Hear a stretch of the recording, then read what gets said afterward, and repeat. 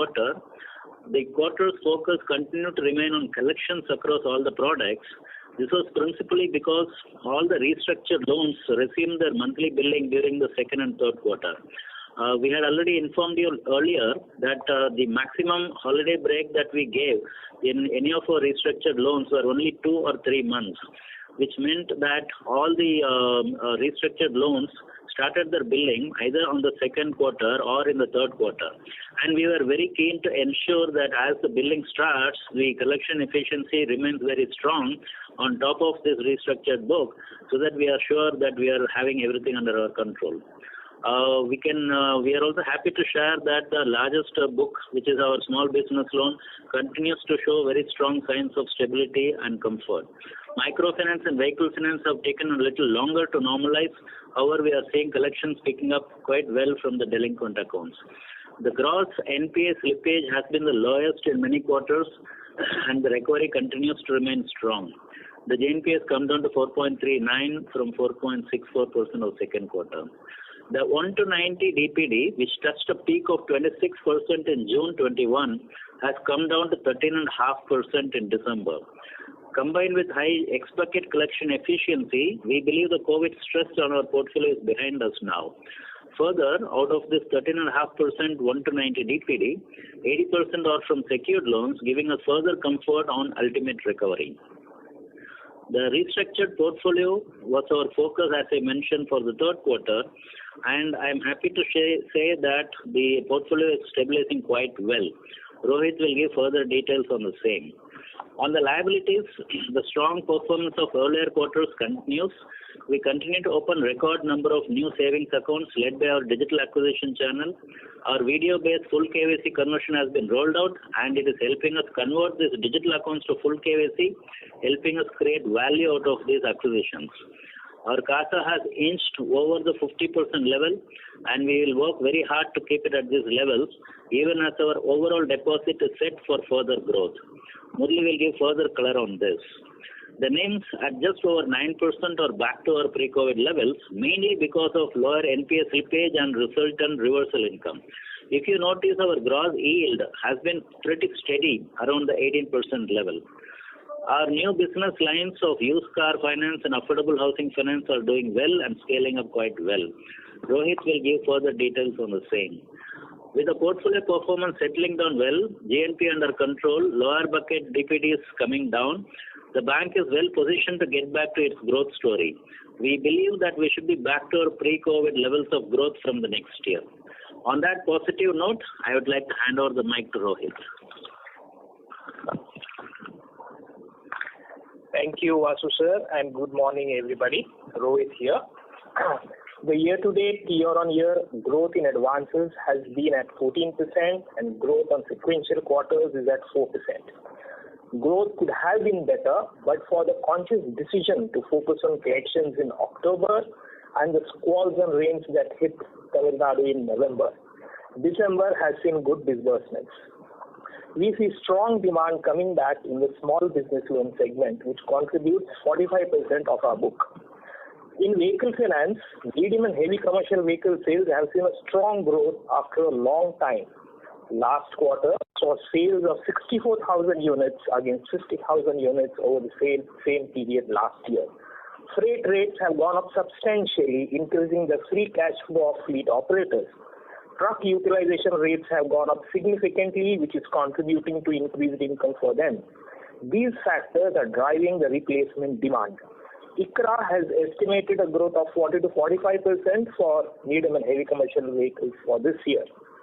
This augurs well for us as a growth in the formal sector eventually propels growth in the informal and used segments. LCV sales continue to grow as the load availability for last mile transportation continues to be strong. Growth in this segment is estimated to be at 9 to 10% for the year. Two-wheeler sales. However, two-wheeler sales have seen a degrowth of 20% last quarter. This does mean that the growth in the formal sector has yet to fully percolate through the informal sector. In MFI, we have seen increasing overall collection efficiencies across geographies. However, the X-bucket collection efficiency and MFI is still at 97% against the earlier normal of 99%. The increasing overall collection efficiencies across geographies give us the confidence that the coming days will be better. The affordable home finance advances have seen a very strong growth, though against a low base, with hardly any delinquencies at all. Sequential quarter growth is at 30%, and year-on-year growth is more than 200%. On the restructured pool, 67% of our restructured portfolio in small business loans is non-delinquent. In MFI, 45% of our RSL pool, restructured pool, is non-delinquent. In vehicle finance, 45% of the book is still below 90. And we are seeing increasingly better collection efficiencies in the last quarter. Overall, the mood seems to be buoyant, and we are hopeful of both good growth in advances and healthy improving collection efficiencies. Thank you. Over to Murali.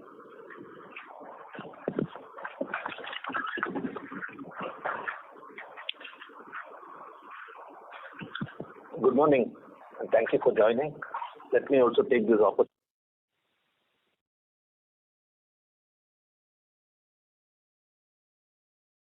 Members of the management, we cannot hear you, sir, at the moment. Can you now? Yes, now we can hear you. Yeah. I was just saying Happy New Year and Healthy New Year to all, and I was trying to give an insight. Before getting into the numbers, actually, what we have laid as a roadmap for us in terms of product, in terms of approach, in terms of pricing, and in terms of marketing and leveraging on digital, which we have been sequentially talking for the last 2-3 quarters, I think that trajectory of work, trajectory of approach, nothing we did change, and we stuck to that. And I think we are seeing only a continued pace of momentum gaining over this period. So if you see the savings account as a growth, it's predominantly driven by top line, that is acquiring the number of customers, and that coupled by enhanced relationship management, where we put physical, that is branches and people over the digital mode of acquisition to deepen the value as an approach, and targeting mass affluent and HNI. That is one part of the story which is brewing and growing well. Parallelly, what we were focused on is how do we enter the house through product holding. That has helped us to get 3 things right. One is product holding, if you see, where we have enhanced our portfolio close to 24-25%, and active and primary account has moved up beyond 60%. These are 2 encouraging signs where people not only prefer us to park to only save, it's also they are using our relationship to deepen, to enhance the relationship value, which speaks very high about our relationship skills. And we backed it by a spend segment for the first time for the last 6 months. Our debit card activation and the absolute realization in terms of unique customers added has actually helped us to get stability in terms of primary and active accounts. This on one side, digital, we have 2 segments, B2C, that is selfie, and B2B2C, where we have a fintech partnership which is running. B2C, we consciously toned down to play down our expanded portfolio model to a restrictive and focused model. So here we can proudly say that on the targeted segment, we have calibrated ourselves to target the correct demography and wanted geography. In UX, that's a fintech model where we are going to do the same thing in coming days, where so you actually multiply your quality through at the sourcing stage itself. Now, in terms of mass affluent, Elite has been a very successful story for us. I think now Elite customers are seeing value in terms of not only the product and proposition, also in relationship management and engagement skills. To enhance the proposition, we also did ASBA as a last quarter product initiative. I think already we had a 3-in-1 on the previous quarter, 3-in-1 with ASBA put together, actually helped the customers to migrate towards investor and traders coming in. So that's a welcome move in terms of expansion of the segment. Now, next comes the most important phase of investments and protection. If you see, we have a pool of insurance and pool of investments as an approach. So that has actually helped us to expand the number of bases whom we cover through protection as well as through investment. So we are now being judged by BSE as one of the top distributors for mutual funds also. So the expansion now is not only restricted to savers and spenders, it is also expanding into traders. And last but not the least, while the inward remittances have come down at an all India level due to uncertainty, for us the NR segment has been a big gainer, and we are opening up new markets, and inside few of the markets we are taking a strong foot forward. That's one good segment, along with EVA as a women's segment, which has been a value growth.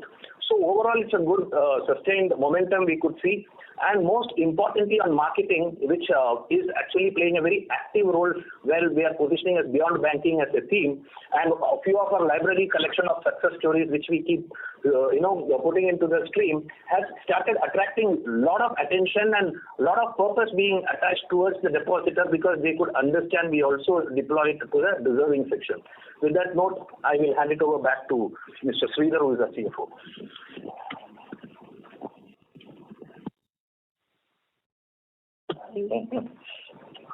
Thanks, Murli. Good morning, all. Now for a quick update on the financial performance during the quarter. Our net interest income came at 541 crores as compared to 484 crores during the same quarter last year, registering a growth of 12%. Other income came at 134 crores as compared to 155 crores in the same quarter last year. The variance was primarily driven by lower PSLC income and other treasury operations. Net income grew 6% and came at 675 crores for the quarter as compared to 638 crores during the same quarter last year. In the current year's presentation, we have your feedback and have also shown operating expenses after netting of digital expenses with digital revenues. This can be seen in slide number 16. We have also recasted the cost to income based on this for the previous quarter in the same slide. Hence, our cost to income based on this comes to 64.67%. The total operating expenditure net of digital expenses came at 411 crores as compared to 334 crores in the same quarter last year and 391 crores in the previous quarter. Our pre-provisioning operating profit PPOP came in healthy at 3.5% of the assets, which is about 225 crores compared to 199 crores in Q2. On a PPOP basis, we are quickly returning back to pre-pandemic levels as our NIM improved to 9.09%, led up by improvements in cost of funds and lower income reversals due to slippages. We have also provided the trend of a daily average cost of funds in slide number 14. For the current year, it stands at 6.47% compared to 7.27% in the same quarter last year. On a quarterly average basis, it is 6.97% as shown in slide number 6. Going forward, we will show only the daily average cost for the quarter to reduce confusion. Now moving on to asset quality provision and restructuring. Our outstanding restructured advances as on December 2021 is 1,764 crores, approximately 9% of our advances. We have provisions to the tune of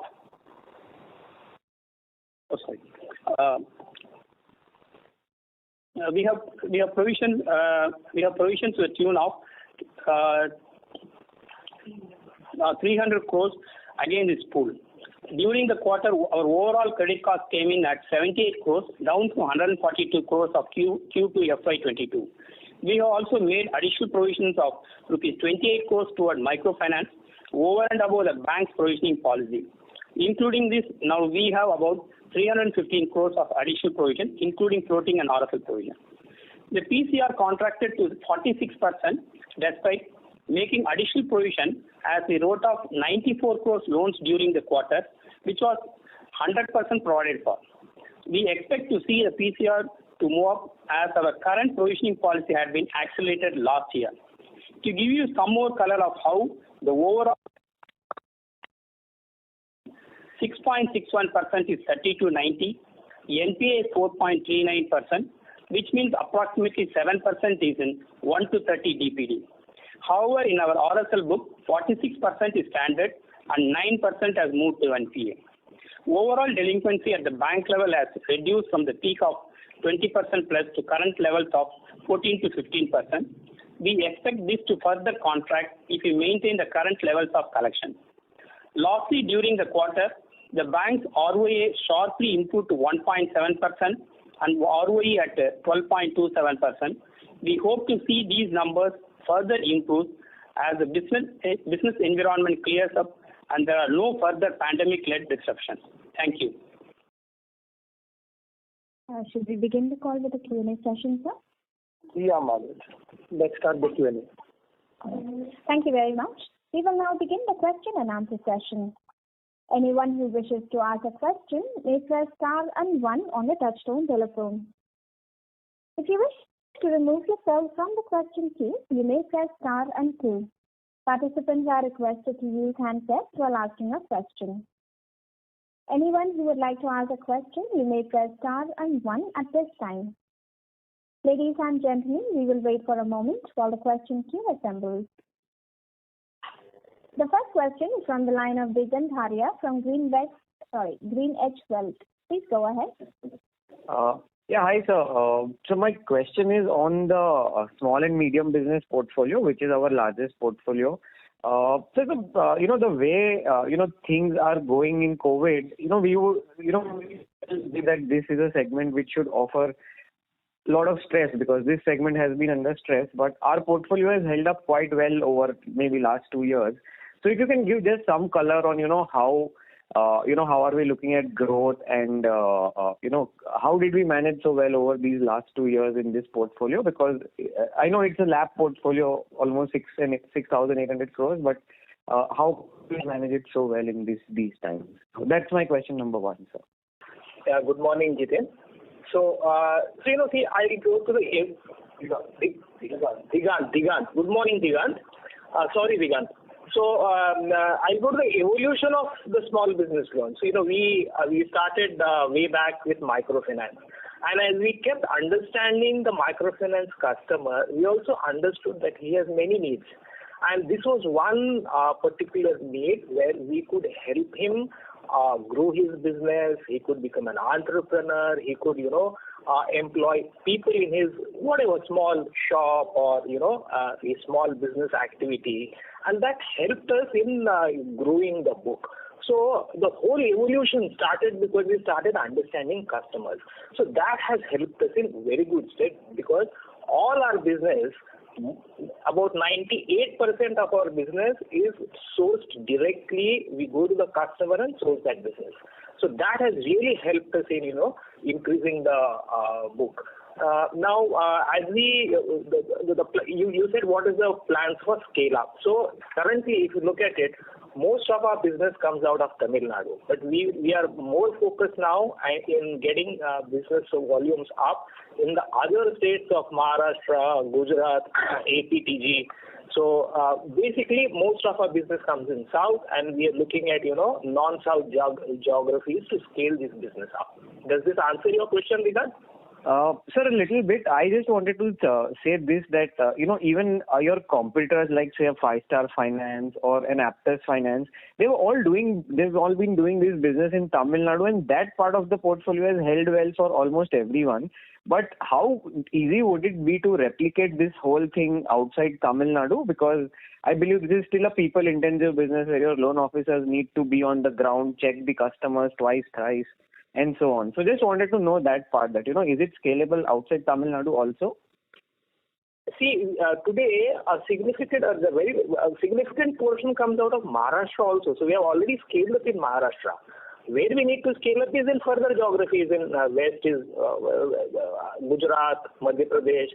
This business is scalable across geographies, but we need to understand, over the years, we've understood the customer, we've developed a USP of appraising that customer, understanding his needs, assessing his cash flows, which is all informal and which is completely assessment based. So yes, to answer your question specifically, yes, this business is quite scalable outside Tamil Nadu also, provided we can assess the cash flows of the customer properly. Right, sir. Okay, sir. Thank you for this. So my second question is mainly on the operating cost. We have probably reached a run rate of around 1,600 crores per year, like if we just take this quarter's entire operating cost. So just wanted to check that, at what stage, say in the next year or 2 years, do we reach a stage where, the income growth is significantly higher than the cost growth? Because last 3-4 years, we have been plugging a lot of gaps. Like, initially we started investing in branches, then liability scale up, now digital acquisitions. So we've done a great job there, but just like, is it fair to expect that in next 1 or 2 years, or is it still a little more away that, the OPEX growth comes much lower than the income growth? This is Vasu here. I'll take this question. If you look at our pre-COVID position, that is 2018, 19, 20, our major investment was really in the 16, 17 when we became a bank. 2016, 17 and 17, 18. That is when our major investments took place both on IT and on opening almost all the 375 liability branches, adding on nearly about 3,500 staff on the liability side. So all the real cost really incurred between 2 years after becoming a bank. Now, if you look at the data points, let's say 1920, you would see that the income growth per annum used to be around the 30% level, and the cost growth used to be around 15% to 16%. So we were able to show that, after the initial investment that we went in, we were able to show that the income can actually grow at nearly double the rate at which the cost could grow. And I think that's a model that we have created. If you analyze our cost, practically everything is a fixed cost. We don't really generate too much of business through DSAs, except very small volumes in the new commercial vehicle. But for that, where we source through the dealerships, otherwise practically all our businesses are sourced directly. So we don't have a DSA cost, which means that there is no variability in the cost. So it's all about our own staff cost, which is fixed. And on collections, we don't employ any agency at all. So all collections are done by our own staff. So again, it's a fixed cost structure. So in the last 2 years, due to the pandemic, the growth in the NII has actually come down because the volumes, the AUM growth is also reduced. And because of that, the increase in NII has actually not been much. But cost-wise, it continued to remain and grow a little bit because there's a salary and the rental increase which keeps happening yearly. So that's why in the last, this year, in fact, if you see our NII growth was only about 9 or 10% in the quarter on a year-on-year basis.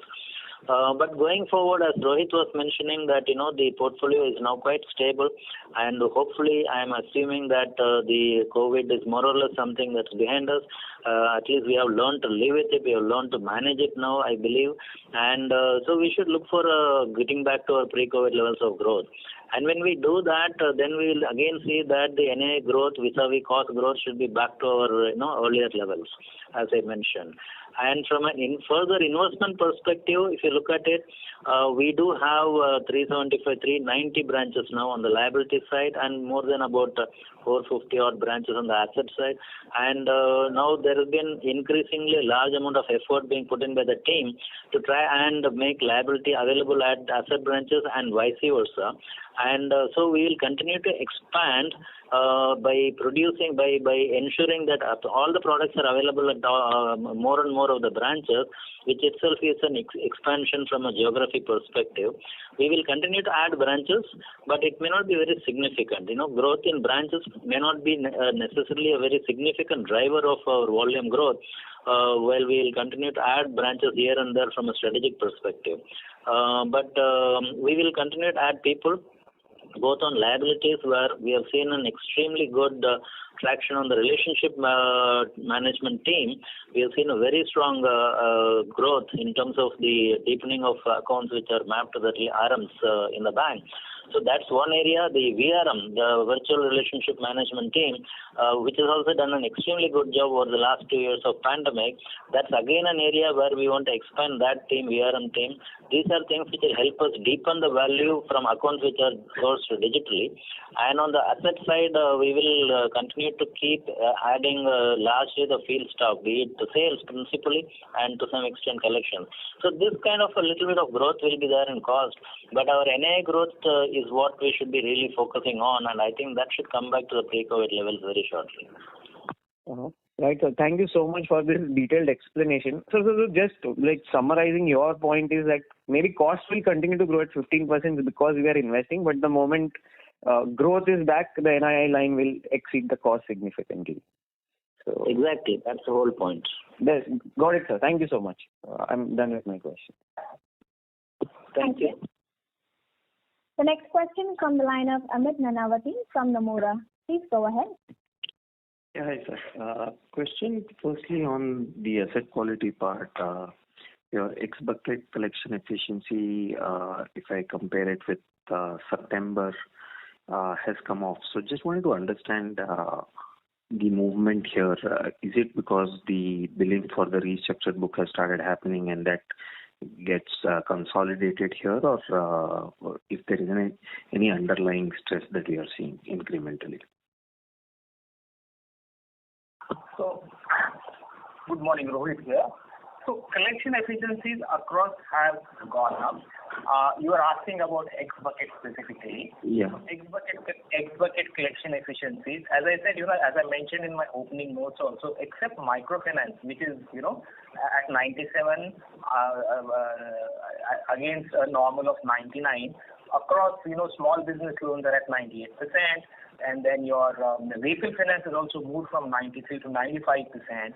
And this is despite the fact that our entire restructured portfolio has started its billing in December.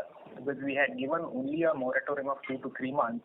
So some of it started in October, some of it started in November, and some of it started in December. But as of now, the full RSL book, the billing has started. And despite that, in both small business loans and vehicle loans, we are seeing increasing X-bucket efficiency. And so if you can give some color on the restructured portfolio side across segments, what's the NPA levels across MFIs, small business loan, vehicle finance, that will be helpful. Yeah, Amit, Dheeraj here. So let me give you that breakup. Members of the management, we lost your audio, sir. Oh, sorry. So, Amit, just to give you the breakup, like Sridhar mentioned, the outstanding is about 1,764 crores. Right now at the bank level, that restructured portfolio, about 46% is standard, about 90% is 1 to 30. Generally, you don't look at 1 to 30 because this is a high check bounce business, so we tend to collect most of it. 31 to 60 is 15%, 61 to 90 is 10%, and NPA is 9%. So that's the mix of 1,764 crores. In specific, if you're asking about small business loans, I was taking you through all products, then I'll be rattling out, I think, too many data points. But the largest product, small business loans, about 66% is in standard, about 14% is in 1 to 30. 31 to 60 is 11%, and 61 to 90 is 4%, and the NPA, which has slipped into that, is about 5%. This broadly is about double the other books. So from a comparison, SBL is performing quite well in the RSL pool. Yeah, so fair to assume vehicle finance is where you would be seeing a higher NPA level in the restructured portfolio. Yes. So you're right. About 11% is slipped into NPA, and from a restructured book, out of the 1,764, then close to 900 odd crores is in vehicle finance. Got it. Secondly, on your ROE trajectory, right, into next year, if I look at your margins is back to pre-COVID, credit cost at 1.6% is nearly back to where the business profile will allow you to. OPEX obviously will grow as it's growing. It's largely an outcome of growth profile. So just wanted to understand what levers beyond growth you have in terms of improving your ROE profile, or it's just an outcome of growth that you'd hope the ROEs to improve. So for us right now, it's only growth, the asset growth. Cost of funds has come down well, so that will cushion some of the NIMs. Yeah. So apart from the asset growth, the other line item is the fee income. So if you look at it about 5 quarters back, it was the liability fee income and the digital fee income was almost non-existent. and today it's growing quite fast. So that will grow, not in line with how the other books grow, but it should grow exponentially. And most banks, that contributes a significant revenue line item. And if you are talking of long term, I'm assuming that we will not be a small finance bank for long. So as we become a universal bank, there may be other factors which will come into play, which should help build up the fee income. So I think ROE will get supported primarily through loan growth.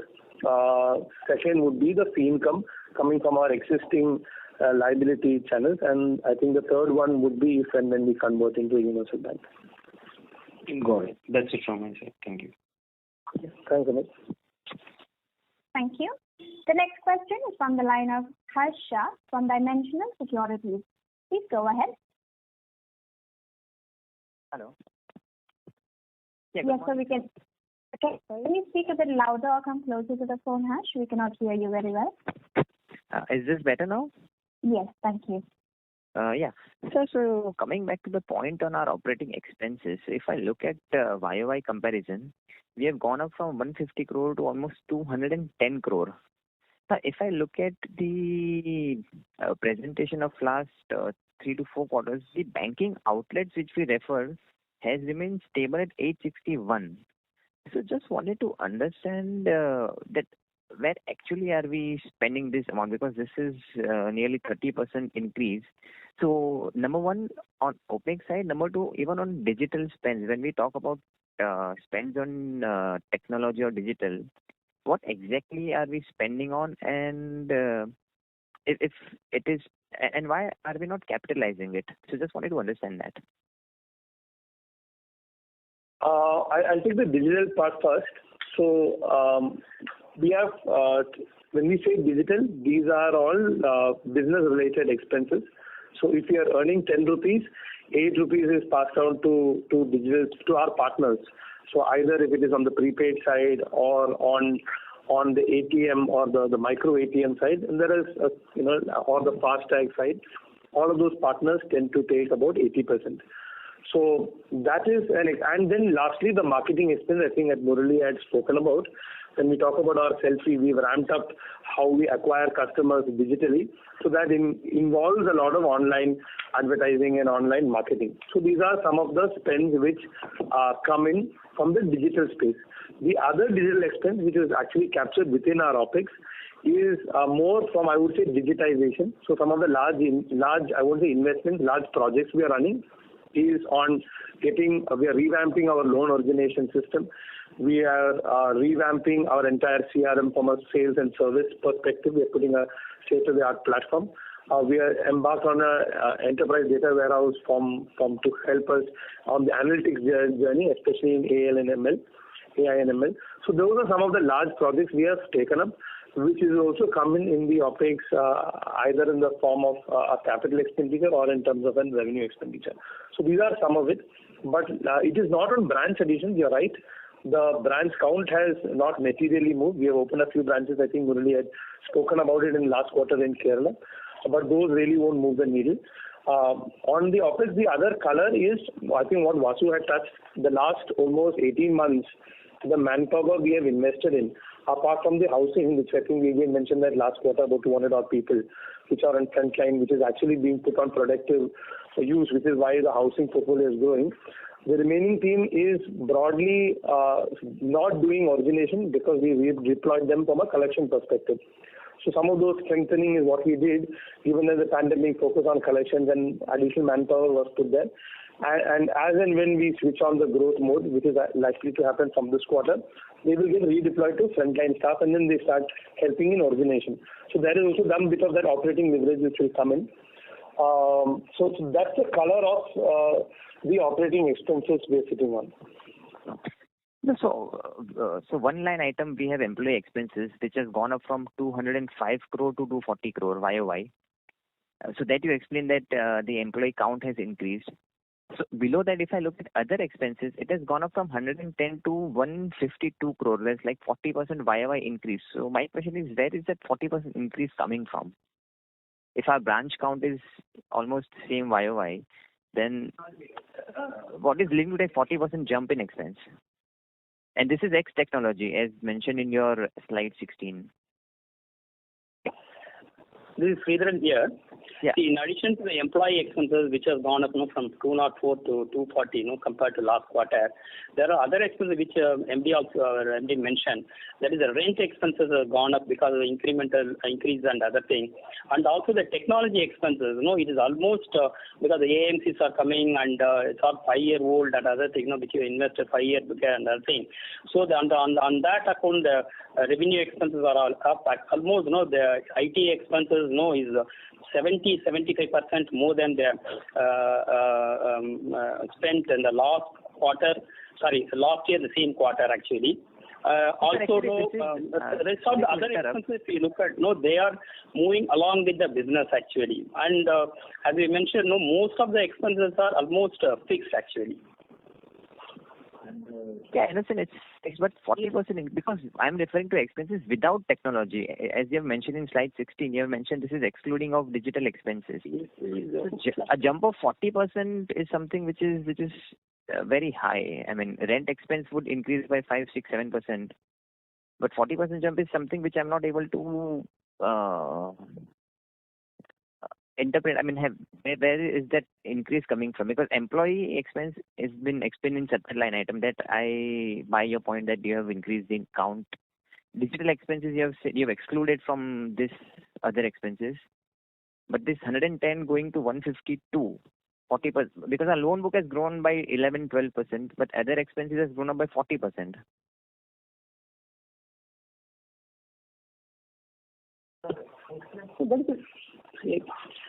In fact, now I have briefed you that the other expenses, there is rent, other things, electricity and other things gone up closely, actually 25%. And IT expenses, the major expenses, which has gone up actually, I told you around 65 to 70% actually. These are two major expenses. And also, if you look at the last year same time, because certain lockdown and other things, and the business growth was less at that time actually. So the DSA expense a little bit gone up, maybe 20, as per that, this one is 26%. Okay. I think I'll take this offline. There's still some clarity that I would like to have. So, and also for this quarter, can you explain what is the prepaid card fee income and what would be the expense for the same? See, like Dheeraj was saying, branch banking is a fixed expense model. This entire digital banking is a variable cost model. So which means it is based on the number of transactions, and that is dependent on the circulation of AEPS, ABPS and the demand for prepaid card. So we are now, as of now, issuing close to 2 lakhs of prepaid card month on month, and out of that 60% is active and 70% does a transaction. So this is on a 13 bits model. So it is directly proportional to the cards we issue, cards we active. So it is absolutely variable by nature. So this quarter, if the market opens up, we should see at least this going up by another 10 to 12%, but the realization will remain the same, 13 bits. It can't change because of switch cost, interchange cost, and MDR being fixed at the beginning of the contract. So what is the amount for this quarter, prepaid card fee income? It's about 20. And about 80-90% is the expense towards it. No, actually, can you repeat that? Your voice broke in between. 20 and 2. 20 crores is the gross revenue. And 80% would be expense. Yeah, correct. 80 to 80 will be slightly higher. Yeah, 15 bits is our realization. 20, 17 and 3 is the thumb rule. Okay, 20, 17 and okay. And so I think this number dipped quite a bit, right? Because we were going at a run rate of around 50 to 60 crore, around 40, and now this has dipped down to 20 crore. Yeah, you're right. So this was, your numbers are right. It was close to about 40 crores the previous 2 quarters. The number has dipped. It may be also with some restrictions, but I think this will come up. We have started calibrating on half KYC cards. We are focusing more on full KYC cards. So in the half KYC cards, there was an element of risk categorization we have done, and we have exited few markets and segments consciously. Okay, and also, is it also a function of our take rate coming down because a lot of competition is building up in this space? Yeah, that is also there. See, but that is a relative effort. But the absolute reality is we exited few segments and few markets consciously on our KYC prepaid cards. And what is the run rate that we should work with for next, say, once everything opens up? See, it is directly proportional to migrant labor population and migrant salary which goes through this. Okay, if Corona settles down and no Corona situation happens, we will go back to the earlier days. Okay, understood. And last question is on slide number 11. Can you explain that collection efficiency table? Because if I look at various segments, the collection efficiency has come down from October and November level. Yeah. So So this is on your EMIs. So the reason, and like Rohit had mentioned, if you look at September, and about 10% of the portfolio was in restructuring. So they were broadly under a 2 to 3 month moratorium. So there is no billing for it.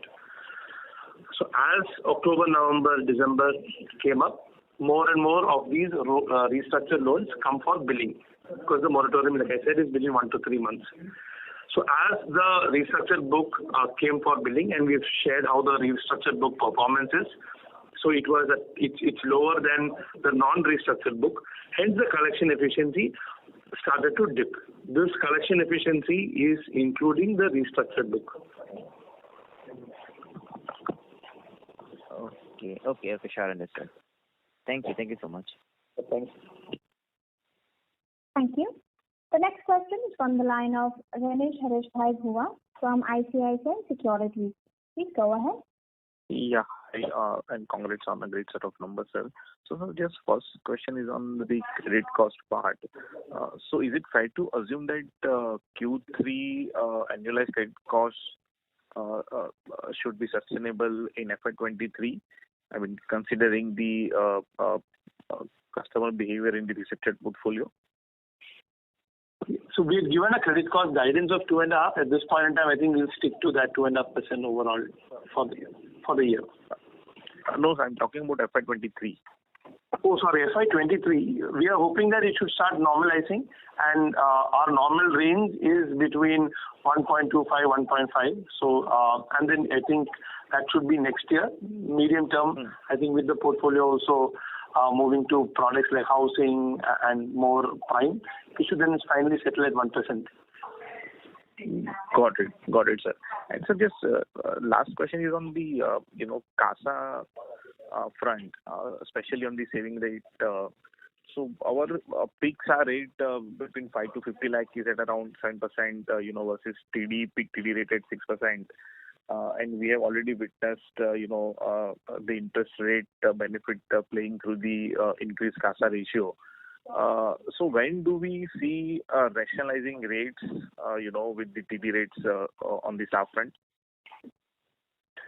See, we have done 3 course correction. We have to see our average ticket size of SA, as put in this discussion, is 67,000 rupees. Okay, and up to 1 lakh, we are paying only 3.5%, which means all these customers in a laddered approach contributes to. So our 3.5% bucket is grown up by, in fact, close to 50 to 60%. And second bucket, 6%, is in par with most of the SFBs and most of the big private sector banks. 5 to 50 is a segment where program customers are coming in, as I said, through engagement. Till the time we are able to get the investments, insurance and protection and primary accounts right, it will justify by itself. So it's a market driven and the supply driven. And the main intent of doing all these things is, are we getting the cost of funds down? In month-on-month sense, we are getting down by 3 to 4 bits sustained way for last 14, 15 months. We want to accelerate that. So based on that, we will keep calibrating and recalibrating over a period of time. Got it. So just last data keeping question. So of our total SA portfolio, what proportion of portfolio will be, let's say, having 7% interest rate? See, now let us put one perspective. All 100% of the portfolio will have 3.5% interest rate. So that book is 1,400 crore. Okay, the total book is 9,000 crore. Now, second part is we have to go to the next segment, which is called 1 to 5 lakh, which is 6%. Okay, that contributes to 34% of the book. So 1 lakh is contributed by all immaterial of whoever comes in, whoever keeps 1 lakh or so 10 lakh or 1 crore. And now between 35 and next, say 84, that contributes to close to 50% of the book is on absolute 7% bucket, which is 5 to 50 lakh. Because greater than 1 crore is 16% of my book. So 45 to 48% it keeps fluctuating. Got it. So 45 to 50 will be between 7%, will be fluctuating between 6 and 10% basically. Correct. So that is why we consciously kept it for savers there. Got it. Yeah, that's it from my side, sir. Thank you. Thank you. The next question is from the line of Sharaj Singh from Laburnum Capital. Please go ahead. So, hi, sir. So my question is on the provisioning. You mentioned going forward the provisioning should improve, but currently it's very low, especially on the VS and the MFI side. So where do you look at the provisioning normalizing? Can you give your thoughts on the LGD and the PD assumptions here? Hello? Yeah. So the LGDs, we said on vehicle finance, eventually if we recover and write off, it's about 30%. On small business loans, it's much lower. It's about 15-odd%. Microfinance, historically, you don't recover anything. But this time, I think we're seeing collections even from the delinquent accounts. So I think that's broadly how the recoveries have been. In terms of normalized provision coverage, if that's what you're asking, I think our aim is to, one, go back to where we were earlier. So hopefully we will cross the 60%. And I think from there, then we'll come back. Yeah. Sorry. So and also one more data point. So from a provision, I think, and Sridharan's opening remark, about 300 crores is what we have, which is provided from the restructure pool, the floating provision, and the additional provision which we also have done. So that's the other data point. Right, sir. But then, as you said, the MFI book, we don't see much recovery. So the coverage here specifically is very, let's say, 40% something, right? So where do you see this normalized? I mean, and our credit cost guidance also continue to be the same. So do you expect the book to pull back or gradually to just recover the provisions to catch up? Yeah. So on the MFI is directly, as I said, no, in opening remarks also. So you look at the formal economy is doing very well. Now, whenever there is a recession, it's the formal economy which starts picking up first, and then the informal economy starts kicking in. So in the past also this has happened, particularly during the demon stage, where the informal economy got hit. But after that, the business came back, and we could see earlier pre-demon collection efficiency rates. We are experiencing the same thing now. In fact, in the second wave also we saw the same thing. Post the second wave, we saw collection efficiencies improving. So to answer your question, yes. We feel that the business will be back. We will be back to the normal collection efficiencies, delivering normal ROE. Particularly in the MFI business. That was your question. Right. And the vehicle finance, we also expect the book to pull back? See, vehicle finance, as I explained, for the first time, vehicle finance, the peak sales for trucks was in FY19. So we have still not reached the peak sale of FY19. But the peak freight rates were in FY21, and we have already reached there. The free cash flow margins of fleet operators has increased.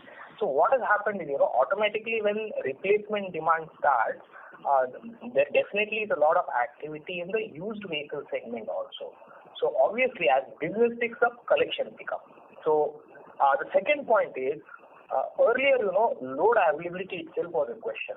Now here, load availability is much better, so truck utilization has gone up significantly in the formal sector. I do expect that in the next quarter, this will percolate down to the used vehicle segment also. There is enough activity in the used vehicle segment now, so that business will also come back. How much of a vehicle finance would be STV? HCV would be heavy? 32% as of now, I guess. Okay. Thanks. And sir, I'll do so. 32 is good, sir.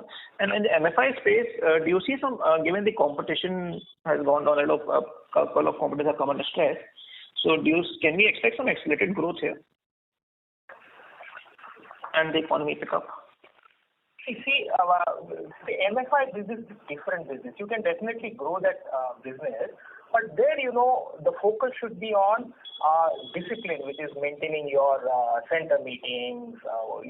See, there was a survey done by MFIN recently, and MFIN said that earlier in the post-COVID, because of COVID, the center meeting attendance has dropped to 67%. But 67% they are saying is good because the remaining 33% did not happen because of two reasons. One was illness and one was business disruption. So the survey itself says that, the center attendance meeting rates are going to go up. So that itself will improve the MFI business volumes.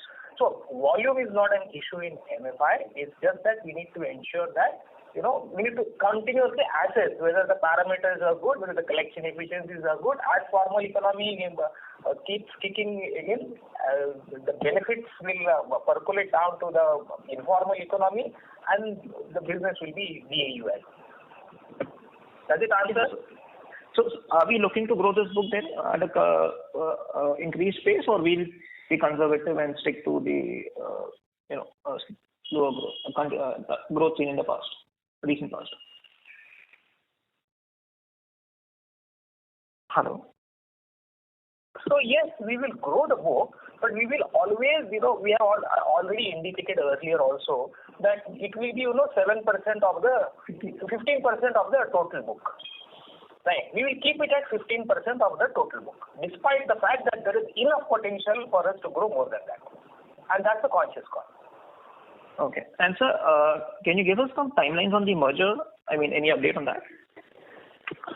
Yeah, so we are hoping that post this results, we can complete the QIP process. So we had to take a bit of a break because of New Year and Christmas and results. So we are hoping that if with all your support, we should be able to do this in February.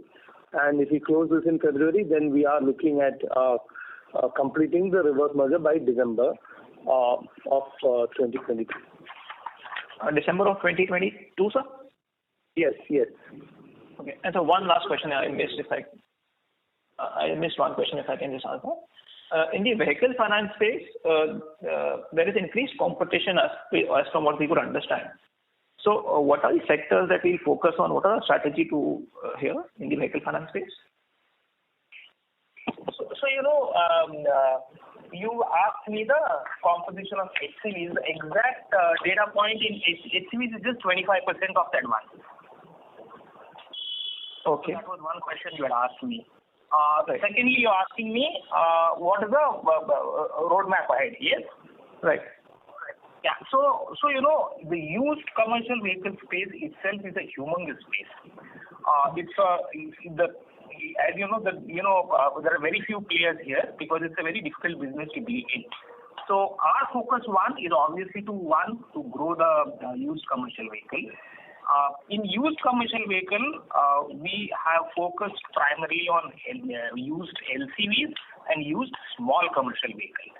And both the portfolios are doing, small commercial vehicle is doing exceedingly well. So we intend to increase both the LCV and the small commercial vehicle. Not so much on the HCV, but more on the LCV and the SCV book. We also intend to focus on the new LCV book. The new LCV book as of now is only 19%, and the new LCV book is one place that we will focus on. Then we have dabbled in used car. Used car has been a phenomenal success for us. So the asset is low, and there are hardly any delinquencies there. So that is another focus area for us. Yes, sir. So my question actually was, I'll break it into two parts. In the new CV space, there were incumbents which were which were very strong, and we were trying to break in there. So update on that. And in the used space, we have heard from a lot of players that there's increased competition, new players coming in. So there, how are we looking at the competition going ahead? Is it So, yeah, that. See, if you're talking about competition will be there in every product because, many people are entering the financial services industry.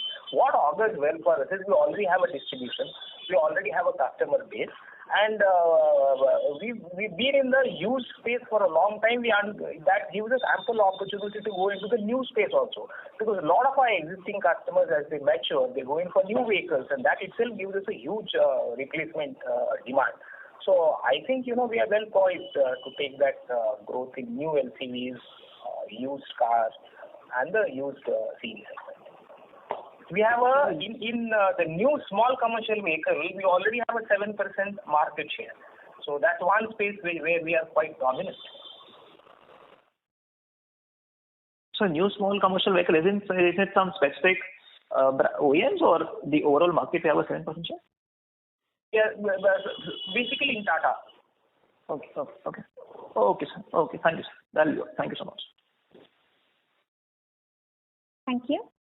The next question is from the line of Jay Mundra from B&K Securities. Please go ahead. Yeah, hi sir. Thanks for the opportunity. I have 3 questions.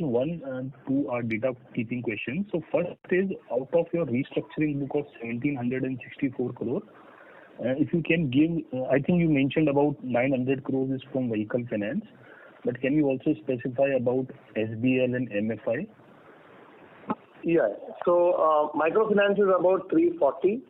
Small business loans is 440. The remaining is the MSE finance. Correct. And this is the gross number, right? So 9% of NPA which is there. These are the gross numbers. Breakup of 1764 is what I've given. Correct. So 1764 also includes 9% NPA, which has already... Correct. 162 is NPA. Correct. And secondly, on provisioning, the same thing, that you have around 400 crores of specific provisions, and then you have restructuring provisions of around 300 crores. Is there any other provisioning which is outside of restructuring provisioning and specific provisions? Yeah. So, 1 minute, I'll just give it to Sridhar.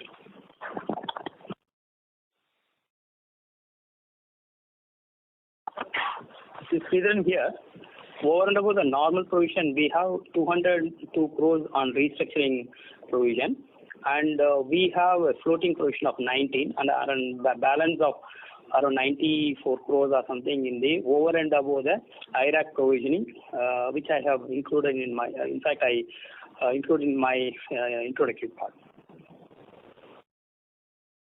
Right. So this 94 crore over and above IRAC is already there in the PCR, right? Because that is how it should be. Yes, sir. Sure. So 400 crores of specific provisions, and then 200 crores on restructuring, and 20 crores which is, let's say, over and above, which is not there in both of them. Is that the math? 400 plus 202, which is a restructuring provision. Not in PCR. That's what it is. PCR, we don't include the restructuring standard provision. Because that is not, as per the RBI guideline, we cannot include. Yeah, so is there any other provisioning which is outside PCR and restructuring? That is what I was asking. No other provision. Sure. And the third question is, sir, on your restructuring pool, right? So I heard you that you are saying that the credit cost remains at 2.5%, and I think 9 months is basically 2.5% around.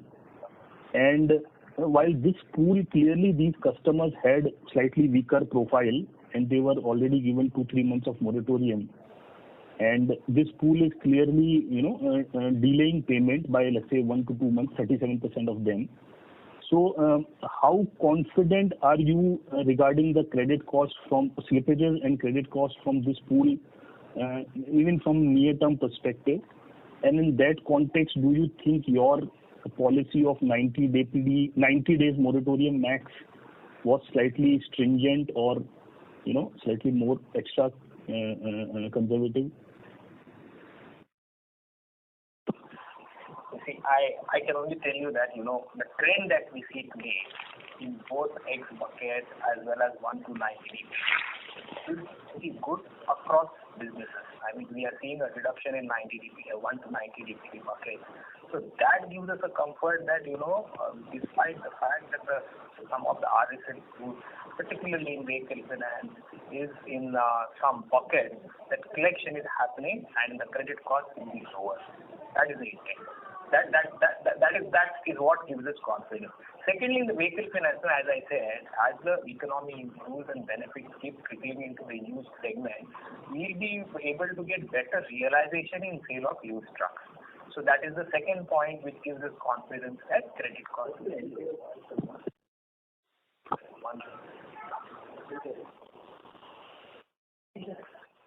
So does it answer your question? Hello? Yeah, sir. So I think it does. Yeah, thank you. Thank you. The next question is from the line of Nidhesh Jain from Investec. Please go ahead. Thanks for the opportunity, sir. So on the asset quality, if you look at the structured book and X bucket collection efficiency, still the numbers are a bit elevated. GNPA's collection efficiency, all the numbers are a bit elevated. So what gives us confidence that from this quarter we will be able to redeploy our collection team to sales and we will be able to show growth, or we will do that from next year onwards? Okay. As I said in my opening remarks, if you look at the restructured pool, in small business loans, 67% of the pool is non-delinquent. In vehicle finance, about 39% of the pool is non-delinquent and 1 to 90 is 45%.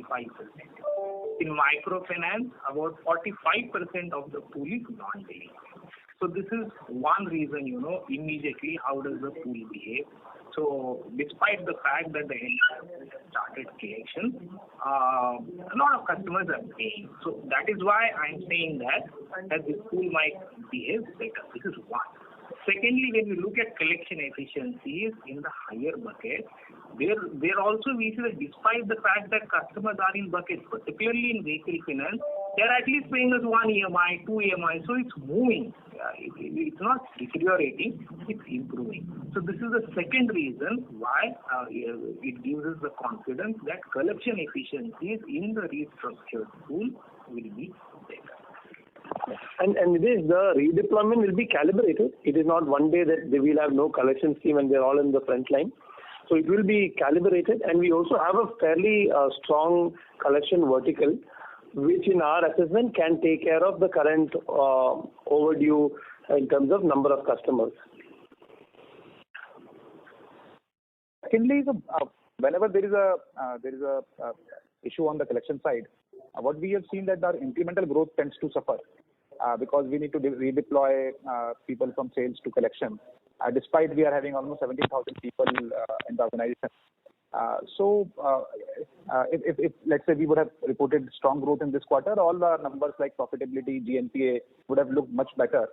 Even the collection efficiency numbers would have looked much better versus what we have reported. So do you think this is the right strategy that we always prefer to redeploy people from sales to collection, and how you measure the effectiveness of those people in terms of collections?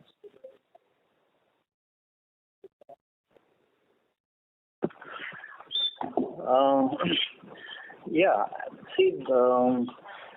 think it's a question of how do we manage and balance between percentages and the actual amounts. There are times when you can ignore the actual amounts, just look at the percentage and keep growing your book and expecting that at some point down the line, the percentages will be able to cover up the asset quality issues and help you overcome that over a period of time. So I think it's sensitive. How do we manage it? So it's very difficult to give one answer to that question. At what point does a company focus on collection? At what point does a company say that I'm okay with some level of increase in the actual quantum of overdue and NPA, but I'll grow my book so that my percentages appear to be under control. So at what point do a company take this kind of calls? I think it's not something where we can say that generally, there's only one clear guideline on which everybody will act. So it's not going to be possible to answer that question. I think we have to take it based on so many factors. Finally, you make a call. And we took that call, in the last 2 years post the pandemic, except, of course, during that brief lull between the wave 1 and wave 2. I mean, we didn't know wave 2 existed, right? We thought that we were all finished with corona in India. And so there was that brief period of Jan to March where everything looked good and we just were back to normal. But again, the wave 2 hit and it's been quite, different after that. So we have taken this view that, we will continue to focus on growth, but at the same time, we want to also keep the overdue amounts under control and the actual amount of write-off, etc., under control. So it's very difficult to give a one-word answer to that. It's a factor of so many things that you take into account. So now and also it's a question of the management's, views and the confidence in the market to, kind of behaving and coming back. So I think it's a question of that. And from our side, what Rohit has been mentioning to you is that, from our side, we believe that the corona effect is actually kind of behind us on our portfolio. Yes, there is still this remaining restructured loans which are already in overdue. Half of them are in X bucket and about 20% of them are in 1 to 30, which is okay. The balance 30% are really in the 30 to 60 or 60 to 90 or 90 plus. So that is still there and that will be continuing to be a focus for the collections and the legal team to pursue. But we believe that the corona effect more or less on our portfolio is behind us, and so we should be able to get back to our normal levels of growth, starting from next year. Sure, sir. And lastly, sir, from a productivity perspective, how should we see the productivity of our sales force, selection team? So I'm trying to understand from the same infrastructure that we have, what sort of disbursement run rate or loan book that we can build with the same infrastructure on the asset side that we have?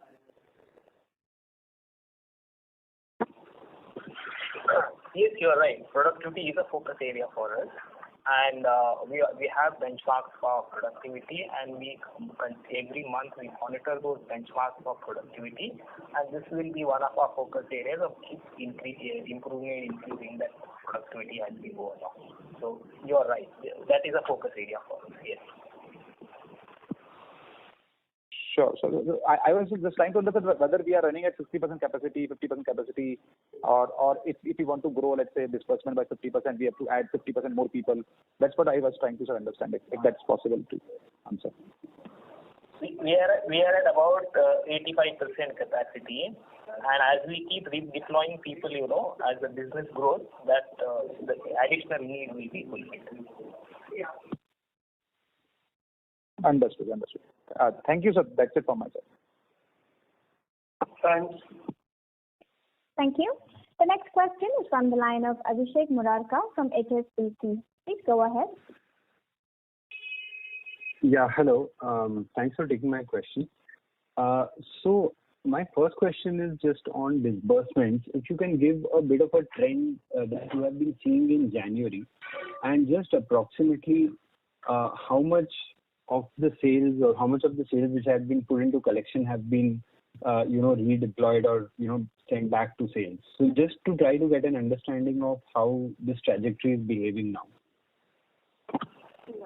But as you're aware, January we have a 1 week holiday here because of Pongal. So considering that, the logins are better, but it will not be as great as December was. So this is one. Secondly, just for context, December we had done about 1,200 crores. Okay. So October and November were actually very muted. We started to calibrate in December. December we did 1,200 crores in a month. So our hope is that on an average we should be better than December. So what you're saying is, roughly if you take 3 weeks, then approximately you should do 900 crores because 1 week is lost due to, holidays and stuff. You should be hitting a 900 kind of disbursement level. Nearly about. It's somewhere between 825 and 900. Understood. And how much of this bounce back have you seen in SBL? Yes. Now you are indirectly asking me segmental of SBL. I don't know which will be. No, this is just to get an understanding because it's your largest segment. So I'm just trying to see how growth is panning out there. 30%. 30% is SBL. Okay. Great. And secondly, on OPEX, Sridharan was suggesting that the IT cost, which is part of that 411, that has grown about 70-75% YOY. Just wanted to get a sense of how much that is. So that is like 10% of 411, or what order of magnitude is that? I think the variance between last year, same time, and this quarter is about 15 to 20 crores. Okay. And this is not digital, so let's not mix it. This is of course. Technology cost. Yeah. Right. And I think Vasu also mentioned that you're looking to expand the VIM team and you're seeing a lot of passion in there and sales teams also. So just broadly on the 17,500. Your voice is breaking up at times. We cannot hear you very clearly. Okay, I'll just repeat. So I just wanted to get a sense of your hiring plans in the next, year. Yeah, we are actually in the business planning period right now. So I think we'll all speak out of turn if we try to give you some idea. But next quarter, I think we should give you some sense. Okay. All right. Thank you so much. And all the best. Thanks, Abhishek. Thank you. The next question is from the line of Vijay Karpe from Bryanston Investments. Please go ahead. Thank you for giving me this opportunity. Happy New Year. Sorry to interrupt you, Vijay. Can you please speak a bit louder? We cannot hear you very well. Thank you for the opportunity. Happy New Year to the entire team of Equitas SLC. My first question is, what was the X bucket in September 21? Because according to the Q3 presentation, it is 80%, and according to Q2 presentation, it is 85%. So, what is it exactly in September? 80 or 85%? No, September is 80 only. That's what we had given. That 80 is September X bucket. Okay. And according to the Q2 presentation, it is 85%. Correct. 1 quarter has passed. Sorry. Just give me 1 second. Let me. 82. So it's 82 versus 80.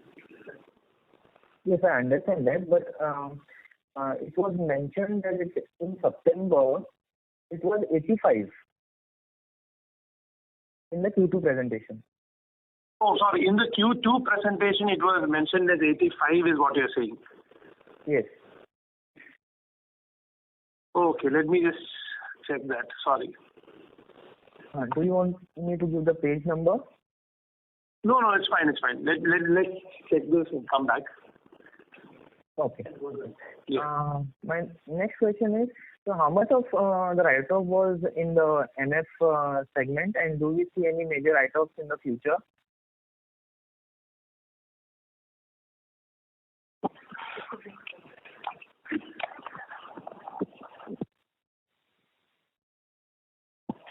In MFI, it is 55 crores is the write-off. 55 crores. Okay, and do we see any major write-offs in the future? We have put in a policy actually. So as per the policy, wherever 100% provision is there, and we have certain other parameters, as per that we will go by that. Okay. And where do we see the collection efficiency moving in the Q4 quarter for both the normal portfolio as well as the restructured portfolio? The NF disbursements also saw traction in the Q3 quarter. What was the mix of the new and existing borrowers, and what do you feel is the asset quality of this new disbursements?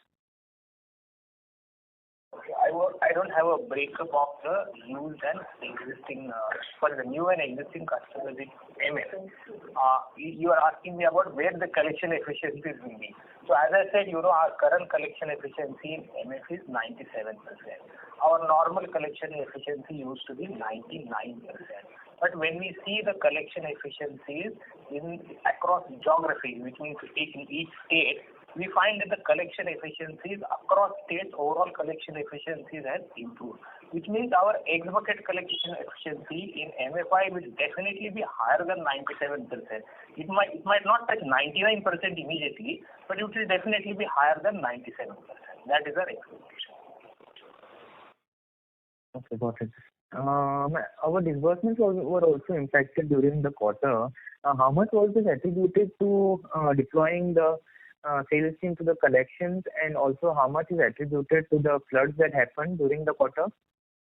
No, it is not attributed to redeployment of people, because if we find that the demand is strong and we just want to focus on sales, then we would have deployed it. But actually what happened was in November, we had a storm in TN and we had a lot of rain. So business activity had come to a standstill for quite some time. That did impact the disbursement.